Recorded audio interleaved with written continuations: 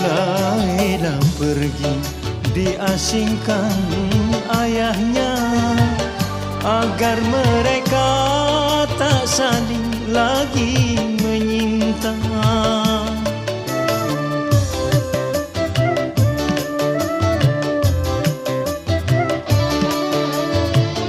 Kasihan Kais bagaikan orang gila, setiap hari menyebut nama Laila. Laila, oh Laila, di tengah gurun sahara